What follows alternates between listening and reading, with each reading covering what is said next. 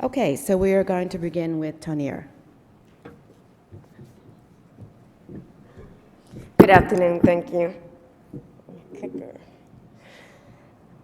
I'm here this morning to try to get you to understand what motivated me to make the bad decisions I made as an adult. Not here to give them excuses, just try to get you to understand why I made those decisions. So in order to do that, I'm gonna take you back in time, me just briefly over my childhood, and I'll bring you up to speed of where I'm at today and what it took for me to become the woman I am today. At age 9, I had created a belief system that I am nothing, I'll never amount to anything, and this is just how it's going to be for me. See, I knew that some people live in these wonderful houses on a hill and have these families that love them, hug them, and protect them.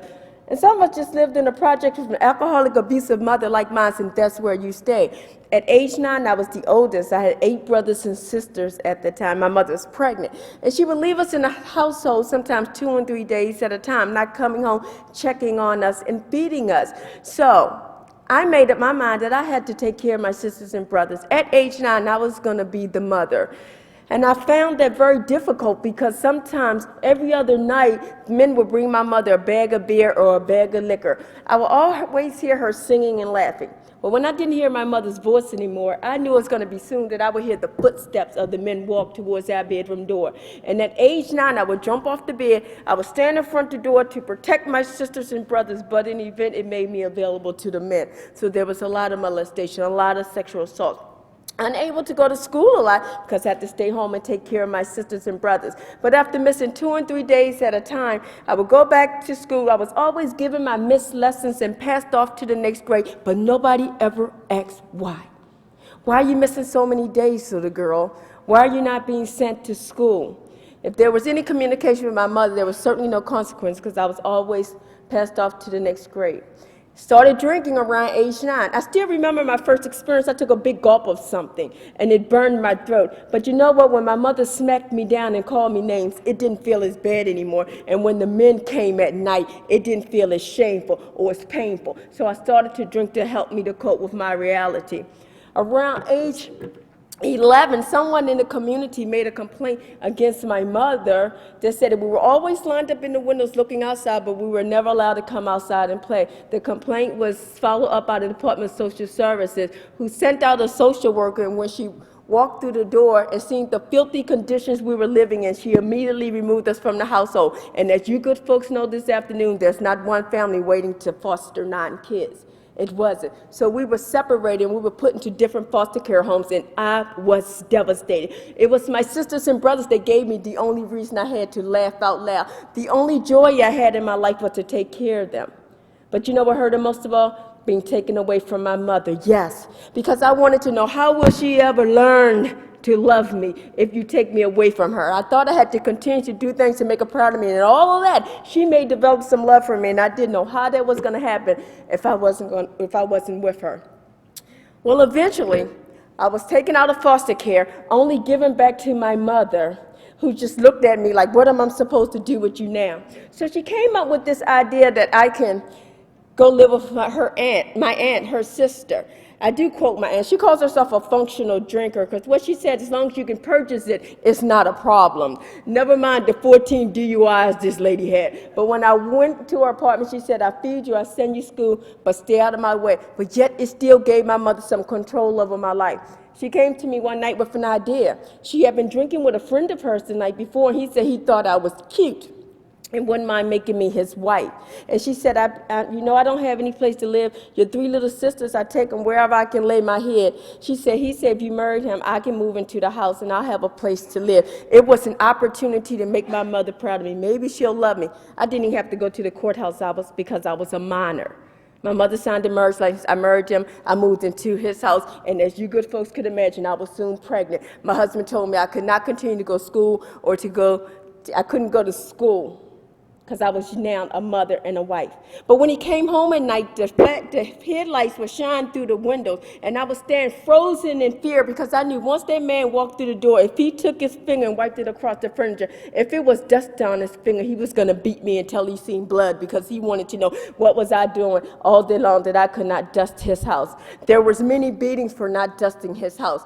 So around age 19, when somebody came to me and said, try this, it was crack cocaine. It was the answer to all of my problems. See, I never again had to feel. I could just numb out. And it confirmed my belief system. I'm nothing. I'll never amount to anything. And I can tell you this, I no longer got those beatings for not cleaning the house anymore, because after one hit of crack cocaine, I cleaned his house, I went upstairs, I cleaned the neighbor's house, I was outside washing everybody's car. I can detail a car. I no longer only charge $5 though. But unfortunately for me, it introduced me to the criminal justice system. I stand before you this afternoon with 83 arrests and 66 convictions. They told me I was going to spend the rest of my life going in and out of prison, or I was going to die in the streets. When I would leave a facility, they said, see when you come back, Cain. And when I came back, I always came back. They said, welcome home. You want your old cell, you want your old rubber room. But I still didn't understand what was wrong with me. People kept calling me crazy, and they said I needed medication. So I checked myself into our 72-hour mental health unit at our county hospital, and it depended upon what day of the week it was. On Wednesday, I was schizophrenic. On the Thursday, I was bipolar. On the Monday, I was borderlining something. It was usually the same psychiatrist, never got that. But I would always ask them, well, how do you know? And I would explain to them that I had been up for 7 days straight smoking crack cocaine. They never allowed the street narcotics to get out my system before they truly gave me assessment or evaluation. But I guess you get what you pay for, because I didn't have no insurance. I'm going to talk to you briefly about being re-traumatized in the multiple systems I've been. This is my own personal story. This is not attacking anybody in their profession. I just want to start off telling you that. I'm from Annapolis, Maryland. I always said we're an inch above Mayberry. It's the type of town I always said that the officer that arrested me, his father probably arrested my father, and his grandfather probably arrested my grandfather. And every time they would arrest me, they always just made up their mind that she's just a crackhead, homeless, crazy person. There was an incident where I made with a deal I made with these two guys. I had this massive amount of crack, and what they told me was, if you do this, this, this, and this, we'll give you some crack. But they decided not to, make me do everything, and they beat me, they stomped on me, they spit on me. And when I was able to finally come around to the building where all this happened, an officer seen me. He came towards me because he said he had a failure to appear warrant for my arrest for open container charge. And I turned slightly to tell him that these two guys just beat me up like this. He grabbed my arm, threw it around my back, threw me against the cruiser, and broke my nose over top of everything else. And I said they really just couldn't get past the way that I looked, the way that I smelled, or what they believed me to be. I was a 30-day repeat offender, mental health or correction. Every 30 days I was going in and out of the system. One particular time I went there, I said, I'm pregnant. They said, yeah, I came, whatever. They put me in a holding cell with 2 women. And the nurse came down and do my medical intake. She took my urine sample, took theirs too, don't know why, but she did. A day or so later, she came back, she said, you're not pregnant, but you have a urinary tract infection or something. I said, no, I really think I'm pregnant. She said, no, we know what we're doing. So they sent me to see the doctor who gave me a narcotic pain reliever for the infection they told me I had, and an antibiotic. A few days later, I got up to go court. I had been in pain, and when I went to use the bathroom, my baby head came out. I was 5 months pregnant. I tell you this horrible story for one reason. So often people come back and forth into our system, and we already made up our mind that they're manipulative, they're lying, they're always seeking attention. I was never given credit about anything I said about myself. Well, maybe she is pregnant. Maybe we're wrong. Maybe we made a mistake. Maybe we should retest her. I ended up having to have an emergency D&C operation. It could have been prevented. Any public defenders here? Good, I might get back to Maryland then. In Anne Arundel County, we always called them public pretenders because if you were incarcerated or in a mental health institution, they never came out to see you. And around my 40th arrest, I'm standing in front of the judge, and the judge is the state reading out my record, possession, paraphernalia, possession, trespass. And eventually the judge said, does this lady have a drug problem? And I would say yes, and they court ordered me to a 28-day program, which I found out that after 16 years of addiction, it was just enough time for me to get some rest and figure out how I'm going to get high again. But why? I told them everything about myself, just like I'm telling you good folks this afternoon. And I was assigned a male counselor. See, they asked me these questions. Have you ever been a victim of substance abuse? Have you ever been a victim of domestic violence? And they checked these boxes, but they were never translated into my treatment plan, and it was never even explored. Given my history with men all of my life, maybe a male counselor wasn't the best thing for me after all. I graduated this program, first time I ever graduated anything. When I went back to aftercare the second time, my drug counselor raped me.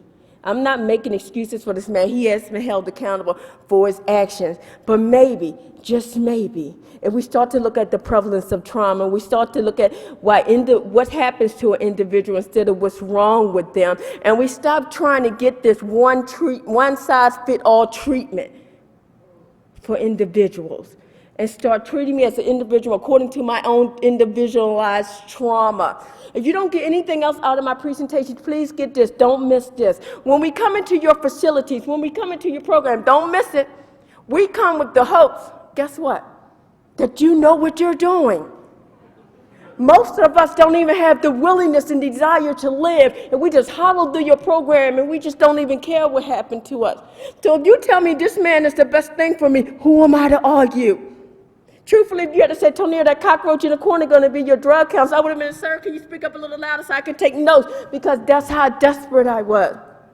Always put into seclusion and restraints. I can tell you one of the worst things you can do to somebody that is a victim of neglect and abandonment is put them in the room, shut the door, and walk away. See, because my issues with my mother was always triggered. And see, no one has helped me to identify, address, or treat my trauma, so I do the only thing I know to do, and that is to tap into my survival mode. And my survival mode has always told me to fight, because I didn't know there was any other way. So when someone comes with that tray of medication, I smack it out of my face. And yes, sometimes somebody got hit with the tray. So now they're calling a code and they're running towards my room, usually men, and they're throwing me down to the ground. Do you truly understand what I'm saying? They were restraining a rape victim, somebody that has been held down and raped multiple times, doing more harm, causing more trauma, take me even further away from the healing and recovery process. Not intentionally, I know, but it happens over and over and over again. For 19 years, I lived underneath the bridge. I ate out of a trash can, in and out of the system 83 times, because there was no hope for me, they said. I ended up in a Maryland-based program that treated trauma called Tonier Cain, treated your trauma, addiction, your mental health, and recovery. And I remember I'm pregnant in prison. I'm terrified I'm about to lose another child. I had already lost 4 kids to the system. And when I walked through the doors of Tonier Cain, somebody greeted me at the door and said, "I'm so glad you're here." After 19 years living underneath a bridge, living in the streets, being spit on and beaten and raped, somebody told me they were glad to see me. And my trauma therapist said, we're going to start with the trauma that first affected you in your life. And that is the trauma, the issue with my mother, her neglect, abandonment. And after talking about it and feeling safe in this program, I came to the realization one day, hold up, my mother's lack of love for me is who she is. It doesn't define my character. So I was able to begin healing in that area. Then I went to one session, and she said, now we're going to talk about all the time you're emotionally, physical, and sexually abused. I said, Miss, I've been raped and beat so many times, I can't even count them. If I can't count them, I can't remember them. She said, we're going to talk about the times you remember. Again, now I'm in a safe program. These things are no longer happening to me. So I was able to begin healing in that area. Then she said, now we're going to talk about your kids. And I said, no. I said, Miss, how do you expect me to heal from something that continues to give me pain every day of my life? Every day of my life, I wake up realizing I got 4 kids. If I passed them in the streets, I wouldn't know it. How do you heal from that? She said, you do. You just don't do it by yourself. And I would become so distressed when I talk about my kids. I would always cross my arms, and I would cry, and I would rock, and I would cry, and I would rock. My therapist, who always sat beside me, never sat across the desk from me, always beside me. When I rocked, she rocked. She matched my emotions, and she followed my lead, and took me to a grieving process for 4 kids at the same time. See, people such as yourself over the 19 years to try to give me tidbits and bits of information, try to get clean, try to get me off the streets, try to keep me out of your system. I seen the poster, this is your brain on drugs. It was an egg in a frying pan. It only made me hungry. I'm sorry. I was homeless. I was homeless. So you try to give me tidbits and bits of information, but it will only get surface. I had so much trauma, so much pain packed so tightly that the bits and pieces of information I was getting couldn't penetrate any of that to get down there, to get rooted, so I can build the foundation so my belief system can change from I am nothing to I am somebody. I can be anything I want in this world. See, when my belief system changed, my thought process changed. And I started to make the best decisions in my life. And one of the best decisions I made to go through a 1-year course on how to be a mother. Yes, because sometimes when you come from an abusive household, it takes work not to be abusive. And I wanted to be loving and nurturing and give my daughter everything I desire. I'm no longer on the streets. I'm no longer going in and out of the system. After 19 years of living on the streets, I am a homeowner today, the first homeowner in my family. Thank you. My great-grandparents lived in the projects. But do you see what I'm saying? They treated my trauma with the hopes that I'll stay out of their system, and it worked. But I often wonder, did they even realize that treating my trauma was going to break that intergenerational curse in my family? See, my daughter doesn't know what it's like to live in the projects. She doesn't know what it's like to wait for somebody to hustle to feed her. She goes to one of the best private schools in Maryland. So yes, I am living the American dream. My daughter in private school, I'm a homeowner. I'm in debt, the American dream. I can go on and tell you all the things I accomplished. The state of Florida, the former governor, Charlie Crist, last year sent a proclamation that said that Tonier Cain Trauma-Informed Care Day for the whole state is my birthday, November 1st. Cincinnati, June 30th is Tonier Cain Days. I just got the keys to Cleveland. I'm on my way back to the state of Florida for the new Scott administration to give me another proclamation. They told me I was going to be nothing. 7 years ago, I slept underneath the bridge. It's not about me. It's about those that you're serving. It's about those that we so often lose hope. You don't have the right to deem somebody hopeless. That is not your right. Please don't give yourself that. Please don't give yourself that. When the paramedic is called to someone in medical distress, the first thing they do is check for signs of life. And they start to work tirelessly to resuscitate that person. Why do we give up so easy on people that's obviously breathing? Why don't we work hard to resuscitate their lives? Where there's breath, there's hope. I have one last question to ask you, and then I'm going to get off this stage. If you could just look at the mugshot. 83 times I went in and out of the system. Correction, mental health. 83 times. My question to you this afternoon is this. Would you be able to look at her and see me today? Do we truly believe in the people that we serve? I can tell you, if you're serving them and you don't believe in them, how can you expect them to believe in themselves? Where there's breath, there's hope. Treat the trauma. You'll get different results. I'm your evidence. Thank you.